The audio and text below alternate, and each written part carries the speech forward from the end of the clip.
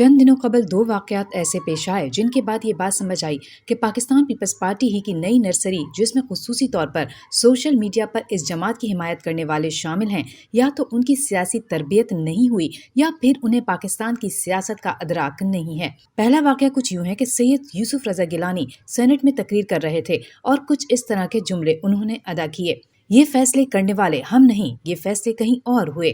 جب مشرف باہر گیا تھا کوئی روک سکا، اب اگر واپس آیا تو کیا کوئی روک سکے گا؟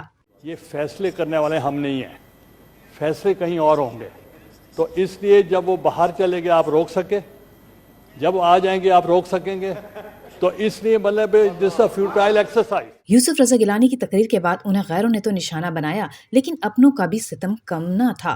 حالانکہ جو بات یوسف رضا گیلانی نے کی وہ پتھر پر لکیر کی مانند سچ ہے۔ اگر پرویز مشرف واپس آنا چاہیں تو انہیں کون روک سکتا ہے؟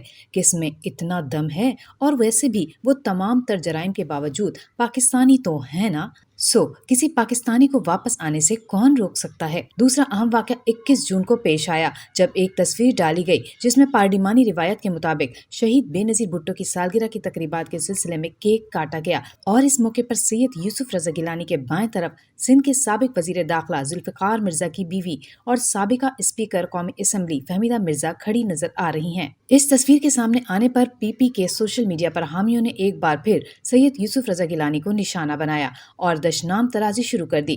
ان دو واقعات نے مجھے یہ سوچنے پر مجبور کر دیا کہ پی پی کی موجودہ قیادت سوشل میڈیا پر موجود سیاسی کارکنان کی سیاسی تربیت نہیں کر سکی، کیونکہ یوسف رضا گیلانی جیسے جہاندیدہ سیاستدان پر الزامات لگانا اور پھر ان کی نیت پر شک کرنا کیسے مناسب رویہ ہو سکتا ہے؟ جس سید یوسف رضا گیلانی پر نئے نویلے جیالے تنقید کر رہے ہیں وہ بھٹو خاندان اور صدر آصف علی زرداری کے لیے وفا کا پہاڑ ہیں۔ اس نے اپنی وزارت عظمیٰ قربان کر دی، مگر صدر آصف علی زرداری کے خلاف بنائی گئی سازش کا حصہ بننے سے انکار کر دیا۔ یہ وہ یوسف رضا گیلانی ہے جس کا جوان بیٹا اس پاداش میں اغوا ہوا کہ وہ آصف علی زرداری سے بے وفائی کرنے پر راضی کیوں نہیں ہوا تھا، کیونکہ بعض لوگوں کے خیال میں پاکستان سے غداری سے بھی بڑا جرم آصف علی زرداری اور بھٹو خاندان سے وفاداری ہے۔ اور کون نہیں جانتا کہ یوسف رضا گیلانی اور ان کے خاندان نے اس کی کیا قیمت ادا کی؟ وہ چاہتے تو کسی آسان راستے کا انتخاب کر لیتے اور کوئی بڑے سے بڑا عہدہ حاصل کر لیتے، مگر انہوں نے مشکل راستے کا چناؤ کیا، جس کے نتیجے میں انہیں وزارت عظمیٰ سے ہاتھ دھونا پڑے اور 5 سال کی نااہلی بھگتنا پڑی۔ یوسف رضا گیلانی مشکل وقت میں بھاگے نہیں، جیل کاٹی، پارٹی قیادت اور آئین کی سربلندی کے لیے ہر قربانی دی، حوصلہ بلند رکھا اور پارٹی کے شانہ بشانہ چلتے رہے۔